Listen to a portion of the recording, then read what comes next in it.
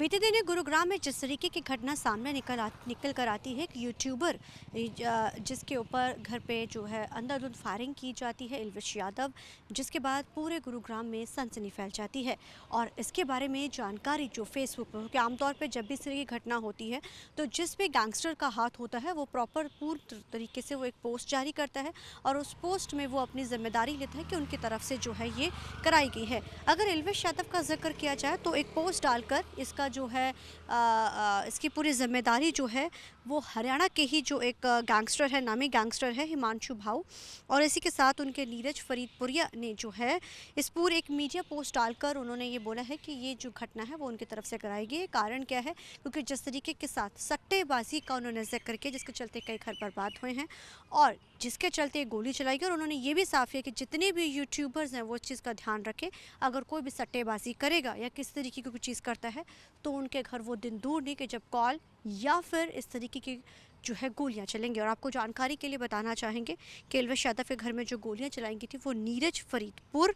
फरीदपुर और भाऊ रतौलिया ने चलवाई थी, जिसकी घटना उन्होंने पूरी जानकारी जो है वो दी है। और आपको बताना चाहेंगे कि ये दोनों ही जो गैंगस्टर है जिन्होंने पूरा मास्टरमाइंड थे, ये पहले भी इस तरह की कई घटनाओं को जो है अंजाम दे चुके हैं और ये हरियाणा के ही रहने वाले हैं। अब इसको लेकर विपक्ष जो है लगातार ये सवाल खड़े कर रहा है कि आखिर हरियाणा में जो इस समय कानून व्यवस्था है वो किस तरीके की है। जब ये सवाल पूछा गया, अरविंद शर्मा जो कैबिनेट मिनिस्टर हैं उन्होंने क्या जवाब दिया, ये आपको सुनाते हैं। एक तरफ मुख्यमंत्री कह रहे हैं अपराध और अपराधियों को छोड़ेंगे नहीं, दूसरी तरफ अपराध हरियाणा में बढ़ रहे हैं। देखिए मुख्यमंत्री जी ने बिल्कुल क्लियर कट कह दिया है, बिल्कुल स्पष्ट शब्दों में कह दिया है कि किसी भी अपराधी के लिए हरियाणा में कोई स्थान नहीं है। सख्त से सख्त कार्रवाई अपराधियों के अगेंस्ट में पहले भी होती रही है और अब आगे और ज़्यादा सख्ती के साथ जो है